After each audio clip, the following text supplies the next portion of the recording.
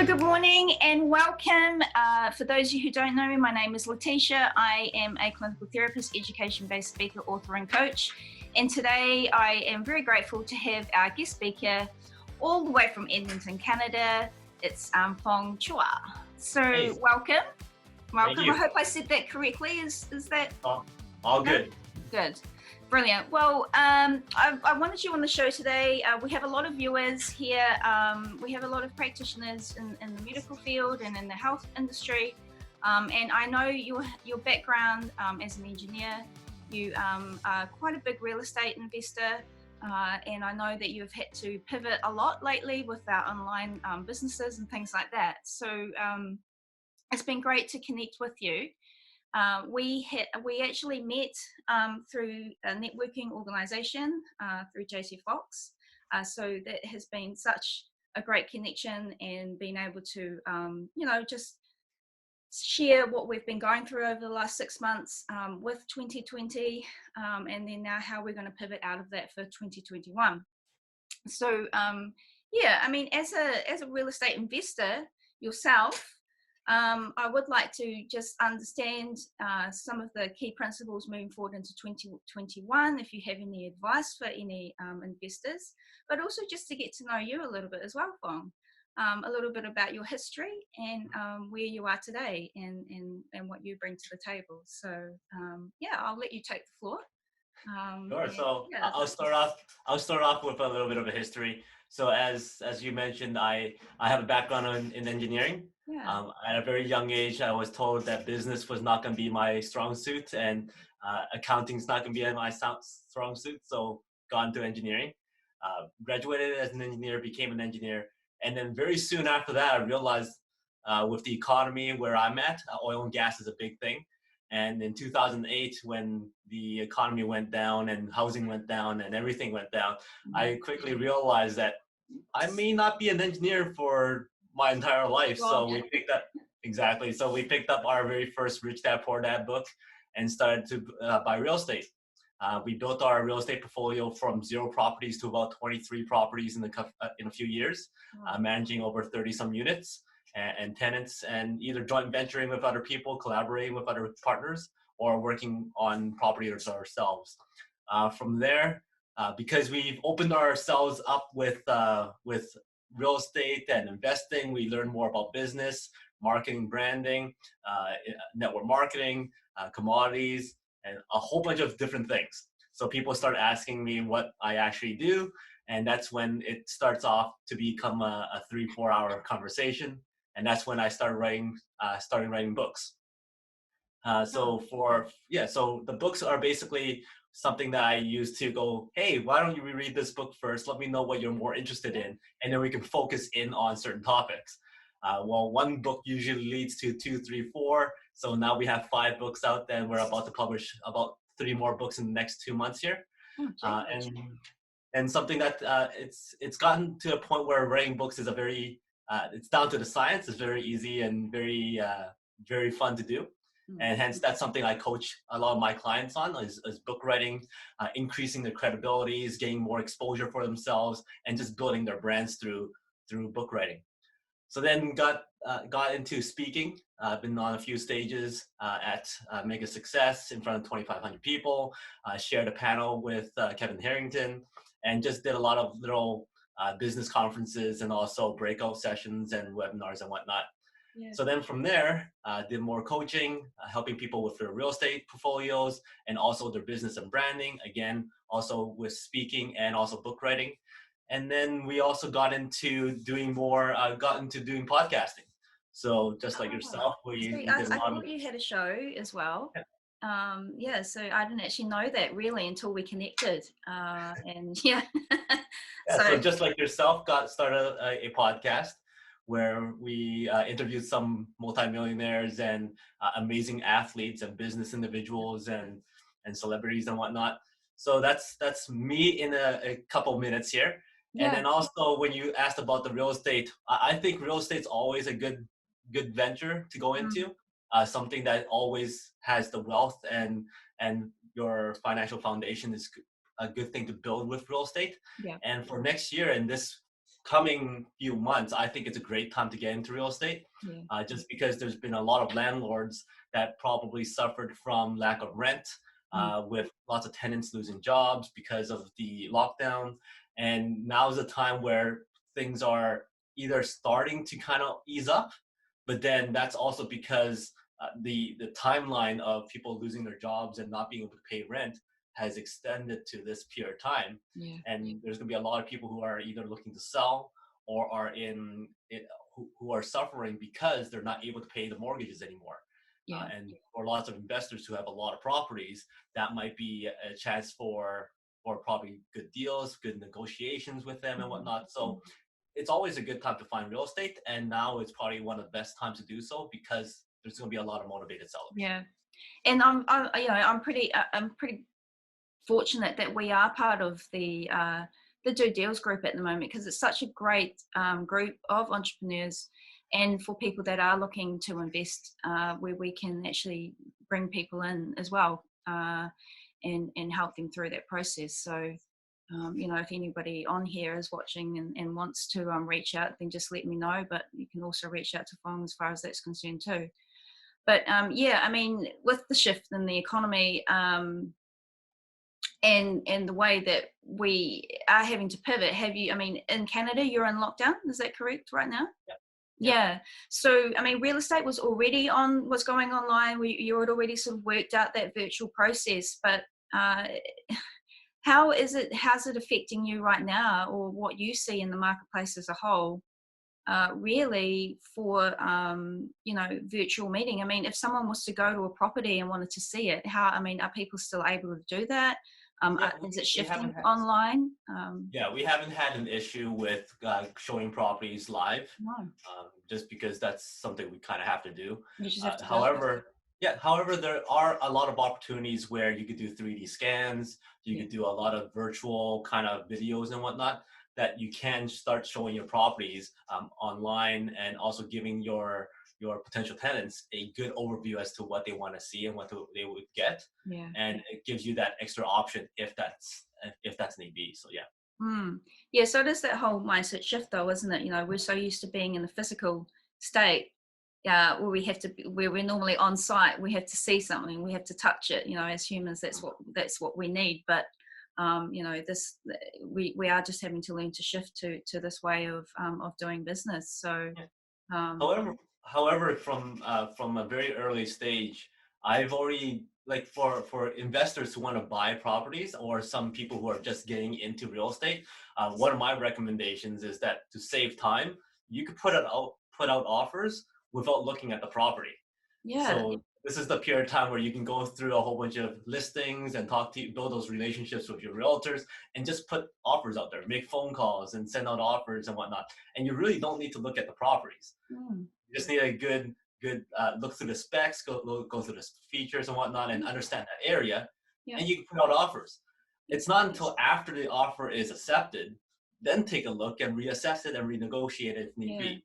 So that could save you time, and within this period of time, it saves you the need to actually go out and look at properties. And that's the key thing, isn't it? I think that helps a lot. It's no different to reading a book, and you're seeing all of the material there, what's involved, and then you go and have a look at the actual product itself. So that's good. That's good. So have you come across so far, what, I suppose the biggest question is, there's always been this misconception about real estate, and when you first go into real estate, who to trust, who not to trust, and I think that's probably, there is a misconception about certain real estate investing. So have you come across anything like that? Have you come across any big issues there where people are uncertain about where to start? Or Well, I think a lot of people want to do real estate, and they've always said that, eventually I would like to have a property, or I would love to get into real estate investing. However, they're surrounded with a lot of people, usually family and friends, who have either little experience or no experience in real estate investing. Mm. Hence, they hear all the sob stories. They hear all the fear stories where, oh, you're going to have to wake up at 4 a.m. in the morning and go fix a toilet, or you have to deal with all these problems and tenants and whatnot. And when you're surrounding yourself with all those people who have no success or not a lot of success in that realm, then you hear all this stuff and you're so fearful of actually jumping in that you don't do anything. And the moment you do something, then everybody comes back at you and go, oh, that's not gonna be good. It's gonna be that's gonna be very troublesome and all kinds of stuff. So now you take another step back and go, maybe I shouldn't do it. So for my experience, I really just shut out everybody's voices at that period of time, and I consulted with my coaches and talked to my partners and other people who are investing in real estate. And once you have that kind of network and you have that support and you have those people who are doing it at the same time, then you build that confidence and also that peace of mind that if you have any issues at all, then you can actually ask somebody and get good advice as to how to proceed forward. And also, you have the people to tell you what to expect. So you're not completely going in blind kind of thing, right? But when it comes to starting off in real estate, I think the biggest thing is just start. Go one step at a time and learn as you go and have the people around you who give you that support. And the other thing is, it's never perfect.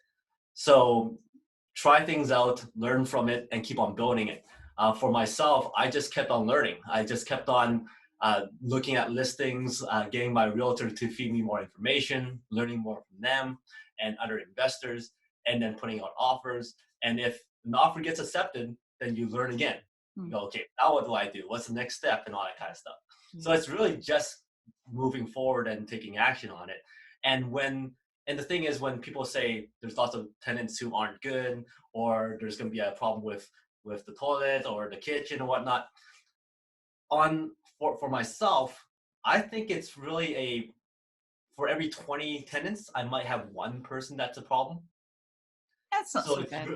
Right? So it's not bad. It's one of those things that it's not going to consume your life. Yeah. Where people think that you're always dealing with tenant issues. Well, that's not true.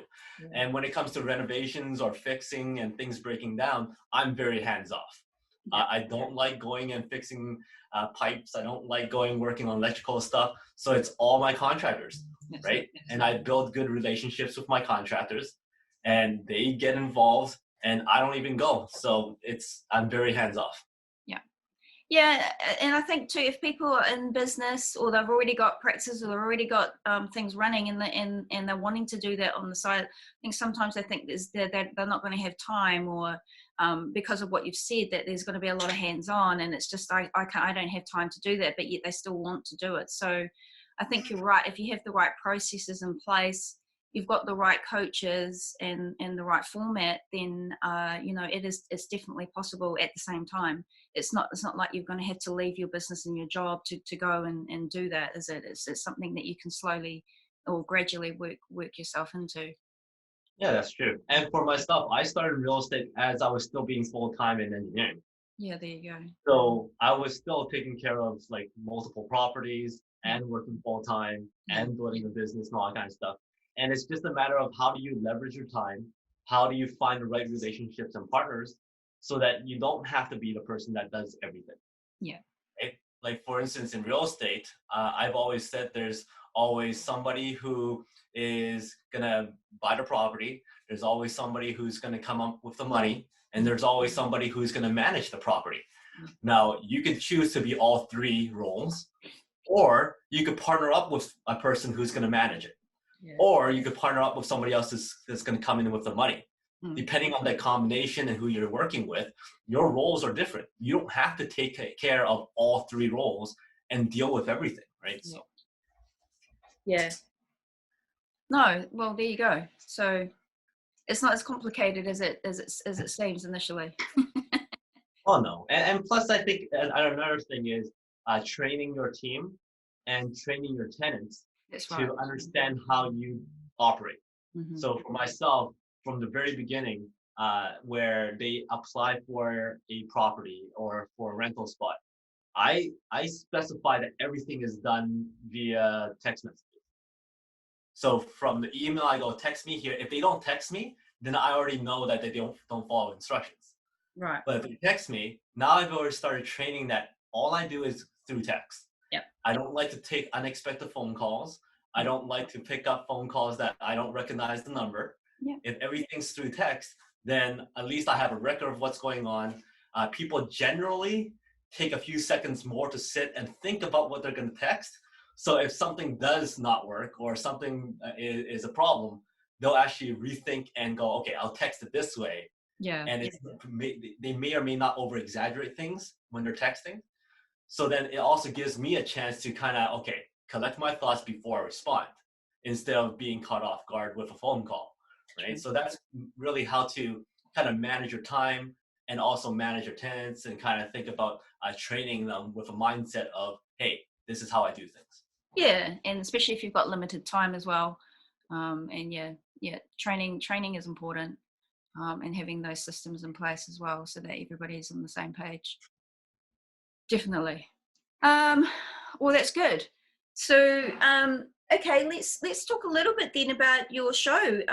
Where I see that's Peak Performance Success, is it? Peak Potential Success Show. Ah, perfect.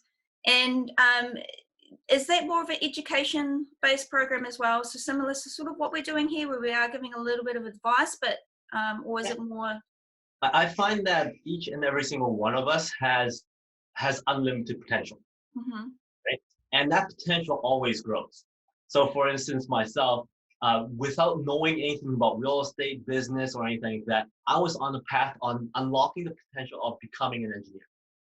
And then once I reach that potential, then you can go, okay, I could expand into specialization in engineering field or in certain other things. As you keep on growing, the potential keeps on growing. As you increase your skill set, as you increase your knowledge, increase your network and partnerships and what do you call it, relationships, then your potential keeps on growing. So then I realized that, okay, when people want to do certain things, the reason why they're not doing or not taking action is because of fear, the unknown, and not knowing who to talk to.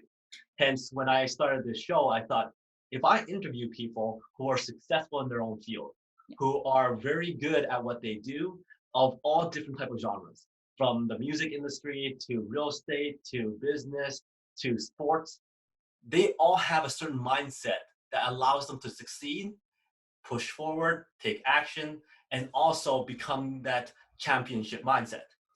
So when I'm interviewing them, you're going to find that a lot of these people has that extra little it factor that allows them to overcome challenges, overcome negativity from other people, and just keep on focused on what they want to achieve. So by interviewing so many different types of people, different types of industries, what I wanted to do is showcase that for the listeners listening, hey, you could learn from all these people. You could apply that mindset of a champion bobsled runner or a multi-millionaire and apply those mindsets into what you're doing. Yes, sir. In order for you to be successful. So that's why I have that show. And it's been a lot of fun doing it. Been interviewing a lot of different people. So it's a lot of fun. Yeah, you've met a lot of different people. It's been, I've watched a couple of your shows as well, just, so I could get a little bit more of an insight. But you are right, when it is about mindset, it doesn't matter what field or what genre you're in. There's always that extra point that people have to push themselves past to get to where they want to be. And you'll find that in most people that you talk to that have been through those experiences, there's a bar or a barrier, and it's the one they have to break through that to get to here, and then that just continues.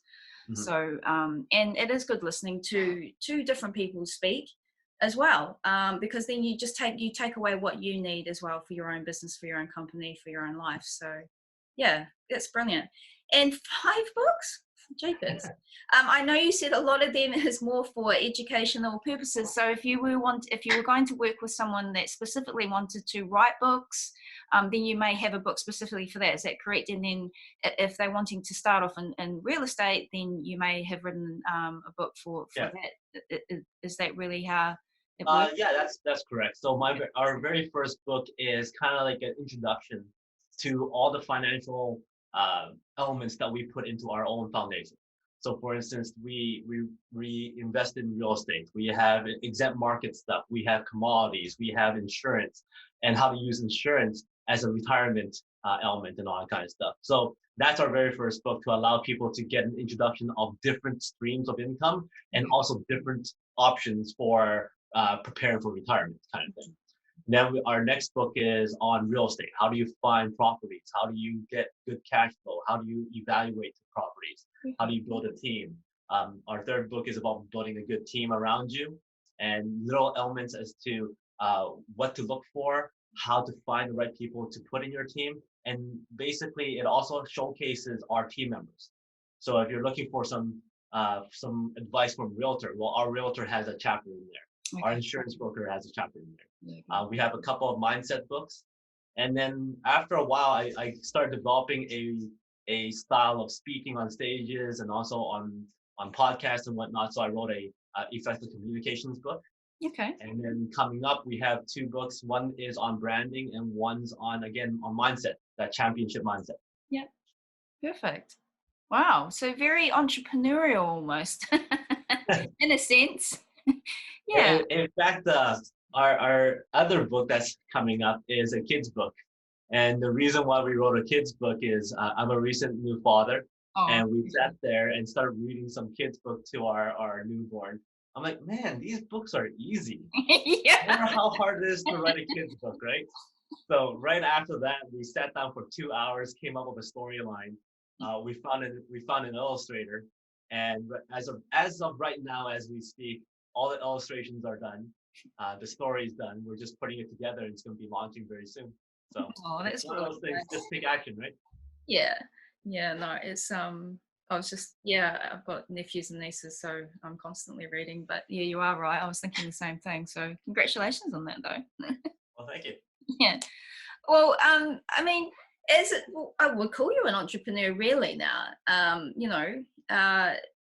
there are so many people that aspire to have that multi-diversity within their business, or their life. And I mean, if you were to sell it to me right now, what would be what makes you happy? What makes you, doing what you're doing right now and having that sort of, I call it an entrepreneurial spirit, because you're just constantly thinking of new ways of improving and growth and how you can help your people and all of those things. But, what I suppose the big question is what makes you the happiest doing what you do? What makes me the happiest is when my clients come back to me and say, wow, you changed my life. I never thought of that. I never thought I can do something like that. And whatever you were able to help me with has absolutely made me a much better person. And I can't see myself not doing this anymore. And that it just makes me feel good to know that I have that kind of impact on people and allowing them to achieve certain goals that they've never even dreamed of. Recently, one of my most recent clients who just finished writing their books, and he came back to me, he goes, man, out of 7 generations, I'm the first person to publish anything. And I can't tell you how great that feels, kind of thing, right? I'm like, oh, that sounds nice. So it's one of those things that I enjoy the most.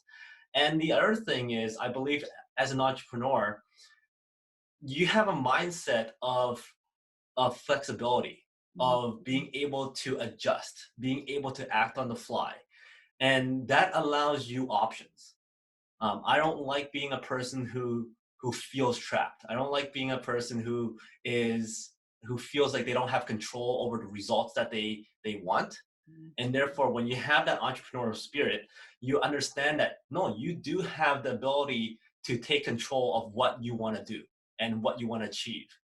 And the more you learn, the more you absorb the information from different industries and different people, the more options you start seeing, the more opportunities you start to recognize. And that gives you more options outside of what you may have been exposed to only one industry. Yeah. So I think that type of mindset is very important for happiness too. So that's why I love entrepreneurship. Yeah, well done. Yeah, well, thank you. So if anybody here from my people, if you would like to reach out to Fong at all in regards to any of the thing we've talked about today, you know you can contact me on my page, just at info at liferesults365.com. I know Fong, you have your own website, so I will be posting that down in the link as well for people to contact you if they need that. Yeah. But any last words? No, I think first of all, thank you very much for having me here. You've been a person that inspired many other people, and a great motivator for lots of people who wants to do what you do and to find your expertise and whatnot. And you've interviewed a lot of really successful people as well, so I'm very honored to be part of this. But otherwise, for anybody out there who's ever wanting to do something, who ever thought about, hey, maybe I could do more than what I'm doing, or maybe there's something out there for me to go and achieve. Just go and do it. Take the action, find the people around you that can support and help you reach those goals, reach those dreams, and just go and do it. There's no such thing as perfect, but as you keep on taking one plateau at a time, at least you can grow and learn from those experiences, and eventually you get to a version of those dreams that you've always wanted. So that's my 2 cents to Beautiful. go out there and take action. Yeah. No, well done. And that is it at the end of the day. Yeah. It's just, it's knowing that you have that in you, and just finding those right people around you to support you to do that. So excellent. Okay. Well, thank you so much for coming today. I do appreciate you as well. And we will be in touch, no doubt this week, as we do. Awesome. So yeah, have a great day. And I look forward to speaking to you again soon. Will do. Thank you very much for having me. All right. Thank you.